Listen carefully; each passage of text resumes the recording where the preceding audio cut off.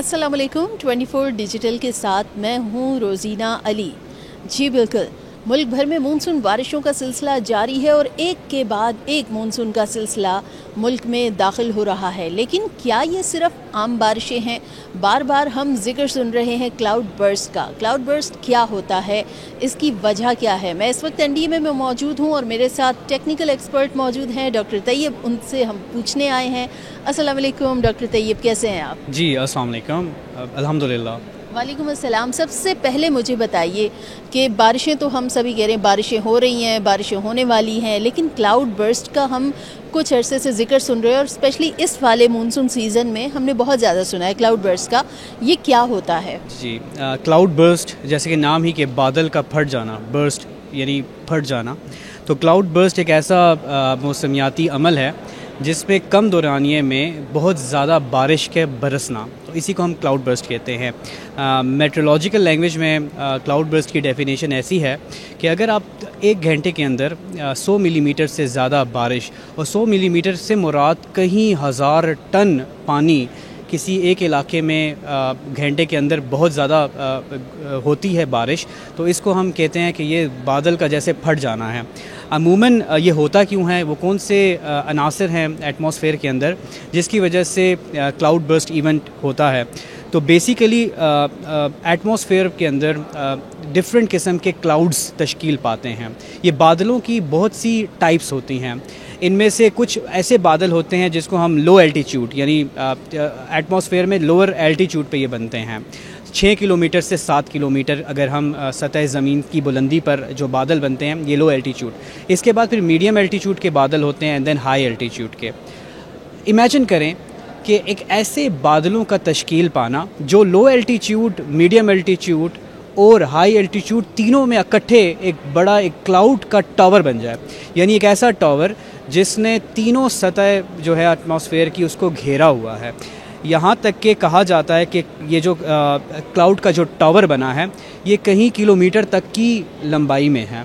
इस क्लाउड के अंदर फिर इमेजिन करें कितना पानी मौजूद होगा जो कि कंडेंस्ड फॉर्म में वहाँ पे मौजूद होगा।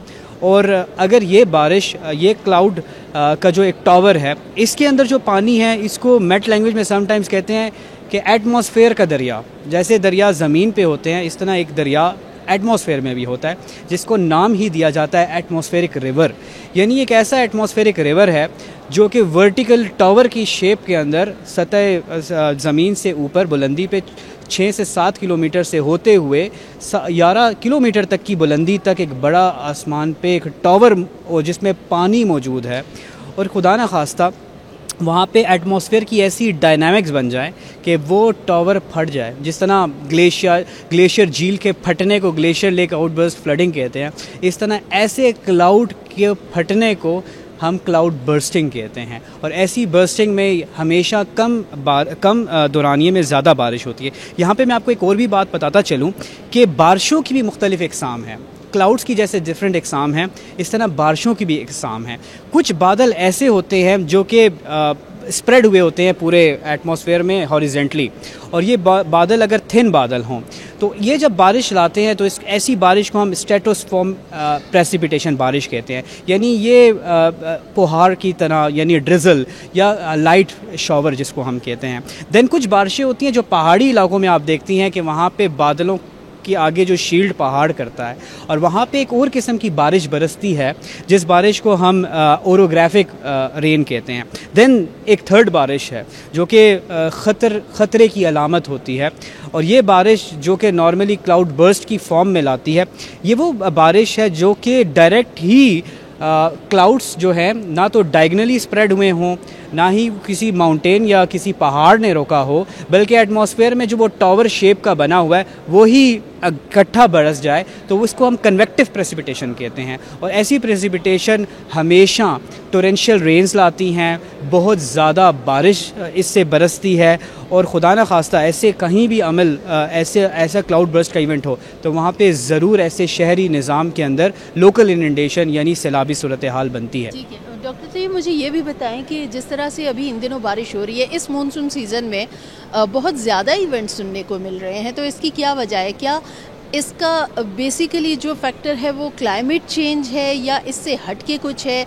مظفر آباد سائڈ پہ ہم نے سنا، کل چکوال کی طرف ہم نے سنا کہ کلاؤڈ برسٹ ہو گیا، اس کے علاوہ بھی چند ایک دو تین جگہ سے ایسی ہی خبریں آئیں، تو اس والے مونسون میں اتنے ایونٹس کلاؤڈ برسٹ کے ہو کیوں رہے ہیں؟ یہاں پہ بات یہ زیر غور ہے اور غور طلب ہے کہ پاکستان کا مونسون 2025 میں کچھ ایسی عوامل ہو رہی ہیں جو نارمل پیٹرن سے ڈیفرنٹ ہیں. یعنی ہم 2025 کی جولائی کو خالی مونسون کی بارشیں ہم نہیں کہہ سکتے. ریزن یہ ہے کہ مونسون کے ساتھ ساتھ مغربی ہواؤں کا بھی یکے بعد دیگرے سلسلہ پاکستان میں آ رہا ہے. تو اس مونسون کے اندر مونسون کے ساتھ ساتھ مغربی ہواؤں کا بھی ایک بہت اثر ہے. جیسا کہ آپ نے اس کو کلائمیٹ چینج کی بات کی، تو در حقیقت اس میں ایک بہت بڑا عمل کلائمیٹ چینج کا ہے. اگر بات کی جائے کلائمیٹ چینج کی تو میں آپ کے سامنے ایک بہت امپورٹنٹ فیکٹس رکھنا چاہتا ہوں. بلوچستان کی جو ابھی ہم دیکھ رہے ہیں، نارتھ ایسٹرن بلوچستان، کوئٹہ پشین، لورالئی، بارخان، کولو، وسطی محمد اور اس کے ساتھ ساتھ لسبیلا اور آوران کا ریجن، یہ عموماً مونسون کا ریجن ہی نہیں ہے. لیکن اس سال پاکستان میں اس ریجن میں بارشیں آ رہی ہیں اور یہ مونسون کی نارمل ٹریک سے کافی ڈیفرنٹ ہے. ہم نے خیبر پختونخوا میں اس بار کافی بارشیں دیکھی ہیں. یہ بارشوں کا ہونا جو ہمارے خیبر پختونخوا چونکہ ہمارے نارتھ پہ ویسٹ پہ ہے، اس کے اوپر جو سسٹمز بنتے ہیں وہ زیادہ تر مغربی سسٹمز بنتے ہیں. اس سال اگر ہم دیکھیں میڈیٹرینین سی 6 ڈگری سینٹی گریڈ اپنے نارمل سے اوپر ہے، اور میڈیٹرینین سی میں ایک ہیٹ ویو ڈیولپڈ ہے. ہیٹ ویو صرف زمین پہ نہیں بنتی، سمندروں میں بھی بنتی ہے. اور امیجن کریں کہ ایک بڑا سمندر میڈیٹرینین میں اس وقت مرین ہیٹ ویو کا ایک جو ہے ایک ہیزرڈ وہاں پہ بنا ہوا ہے، جس کی وجہ سے ایک بے حد ایک جو ہے موئسچر جو ہے وہ اٹھتا ہے، بادل بنتے ہیں، اور وہ پھر ویسٹرلی ڈسٹربنس سے یا مغربی ہواؤں کے سلسلے سے پاکستان کی طرف اس کا بھی ایک اثر ہوتا ہے. یہی دو سسٹمز، یعنی ایک سسٹم جو ہے خلیج بنگال سے آئے، دوسرا میڈیٹرینین سے جو اٹھنے والی ہوائیں ہیں، اور اس کا جب انٹرسیکشن پاکستان میں ہوگا تو آنے والے سالوں میں پاکستان میں مونسون اور مونسون کے سیزنز میں ان انٹرسیکشن سے بارشوں کی مقدار میں بھی زیادہ ہوگا. ایسی جگہوں پہ بھی بارشیں زیادہ برسیں گی جہاں پہ اتنی بارش برسنے کا کوئی کانسیپٹ ہی نہیں تھا. چکوال میں کچھ ویدر اسٹیشنز میں پرٹیکولرلی جو کہ نارتھ آف چکوال ہے، چوہا سید شاہ، وہاں پہ آلموسٹ 470 ملی میٹر کی بارش 470 ملی میٹر کی بارش ایک بہت ڈینجر سائن ہے. آپ نے دیکھا بھی ہوگا کہ جہلم کے اندر جو رسول بیراج کے پاس جو ریجن ہے وہاں پہ ایک دم ہائی فلڈ سچویشن بن گئی. اور اس کے کنٹراسٹ پہ منگلا میں اس وقت 45% بھرا ہوا، منگلا خالی، لیکن منگلا سے نیچے ڈاؤن سٹریم رسول میں ایک دم سیلابی صورتحال بننے کا مطلب یہ ہے کہ نارمل جہلم کے اندر پانی جو ہے وہ ہمارے پاس جو ہے نارتھ سے آتا ہے، کشمیر سے آتا ہے. جہلم کے اندر ہم نے منگلا بنایا اس لیے کہ اپر کیچمنٹ کے سے آتے ہوئے منگلا اس کو روکے، لیکن ایسی موسمیاتی عوامل ہو کہ منگلا سے نیچے رسول پہ ایک دم ہائی فلڈ کی سچویشن بننا اور منگلا ڈیم کا خالی ہونا، یہ بھی ایک موسمیاتی تبدیلی کی طرف اشارہ ہے کہ پانی وہاں پہ زیادہ ہو رہا ہے جہاں پہ ہمارے پاس ڈیم نہیں ہے. میں بات کروں تربیلا ڈیم کی، تربیلا ڈیم آلموسٹ 80% بھرا ہے، لیکن اس وقت تربیلا ڈیم کے اندر فلو نارمل ہے. ہمارے نارتھ پہ اس وقت کوئی سسٹم نہیں ہے جو کہ کیونکہ موسم میں کچھ ٹمپریچر میں سٹیبلٹی آئی تھی پچھلے 4-5 دن، ہمارے گلیشیئر میلٹنگ میں کچھ کمی آئی جس کی وجہ سے تربیلا سٹیبل ہوا. لیکن یہاں پہ ایک اور خطرے کی علامت یہ کہ ہم نے تربیلا میں سٹیبلٹی دیکھتے ہوئے ہمیں کالا باغ میں اس وقت ہائی فلڈ کی سچویشن بنی ہوئی ہے. میڈیم پہ کالا باغ پہنچا ہوا ہے اور میڈیم سے اب یہ ہائی فلڈ کی طرف forecast federal flood forecasting division بھی دے چکا ہے اور این ڈی ایم اے کی ٹیم بھی اس کو نوٹ کر رہی ہے. یہاں پہ ایک دم ایک اندر سائن کہ تربیلا کے اوپر نارمل ہونا اور ایک دم نیچے ڈاؤن سٹریم پہ کالا باغ کا ہائی پہ ہونا، یہ بھی اشارہ ہے کہ جو کل اسلام آباد اور راولپنڈی میں بارشیں ہوئیں وہ جا کے انڈس میں ملی لیکن تربیلا سے نیچے. یہی عوامل کے اندر اگر میں دیکھوں تو ڈیرہ غازی خان اور جو آپ کے ادر جو صدرن پنجاب کے ڈسٹرکٹس ہیں ڈیرہ غازی خان اور راجن پور، یہاں پہ بھی ہم نے 1 لاکھ کیوسک کا ٹوٹل کمیولیٹو یعنی تمام نلس کی اگر میں بہاؤ دیکھوں تو وہ 1 لاکھ جا کے نیچے ڈاؤن اسٹریم سندھ کی طرف ملتا ہے.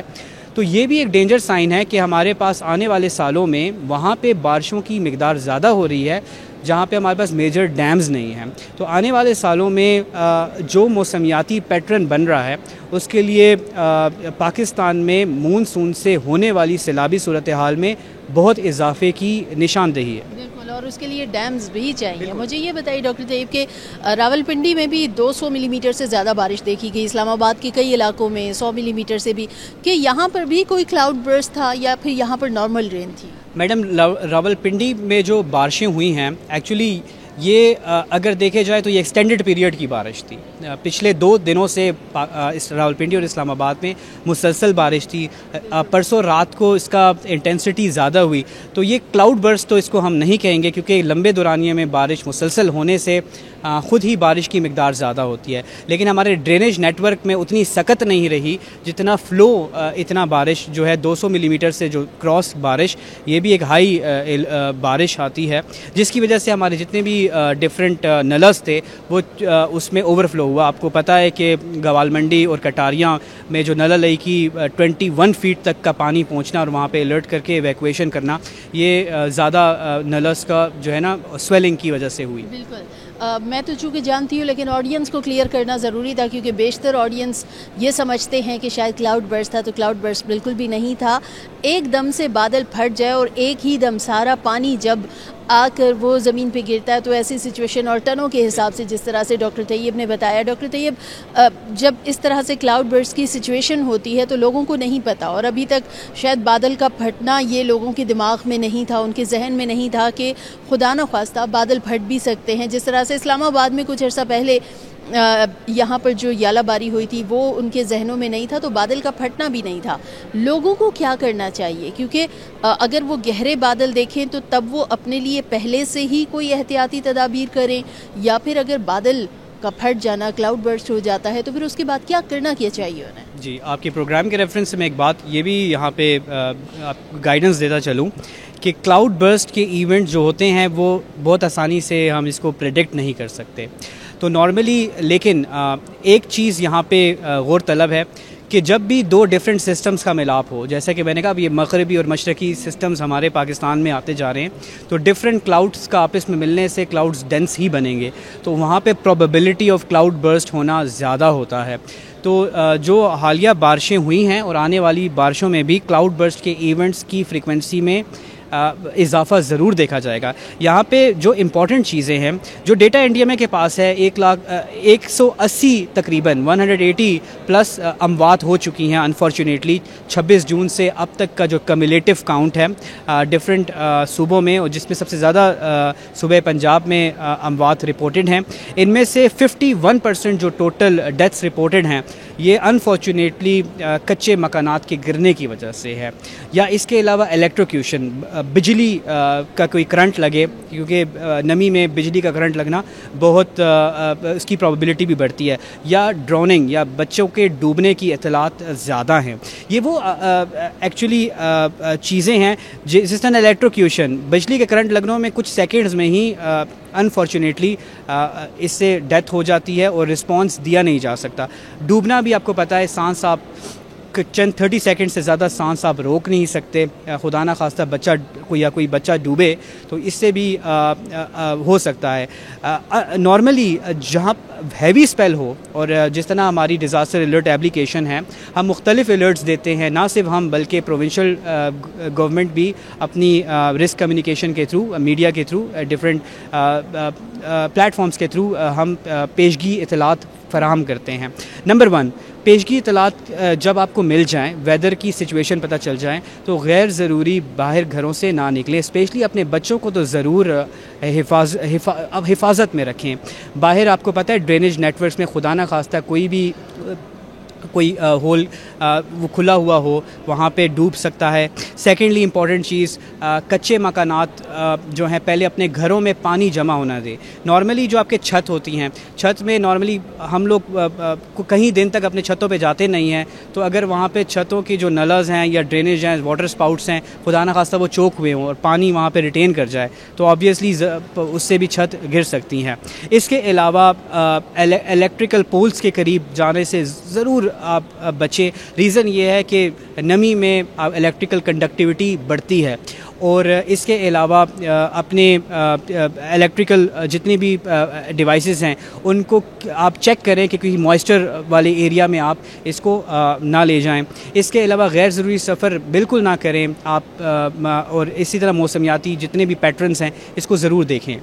بہت شکریہ ڈاکٹر طیب کی, بہت اہم ترین معلومات آپ نے سنی. اور کلاؤڈ برسٹ یقیناً جب اس طرح سے دو سلسلوں کا ملاپ ہوگا تو موسم جو ہے وہ مزید بگڑ سکتا ہے. یہ الارمنگ ہوتا ہے. گہرے بادل دیکھ کر سیر و تفریح کے پلانز بنانے کے بجائے بہتر یہ ہے کہ اپنے گھروں کے اندر رہیں.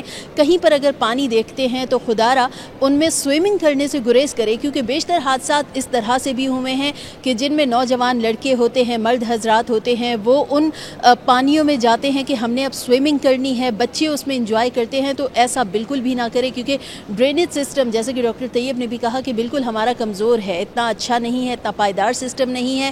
تو اپنا اور اپنے پیاروں کا خیال رکھنے کے لیے بہت ضروری ہے کہ آپ احتیاطی تدابیر پر لازمی عمل کریں.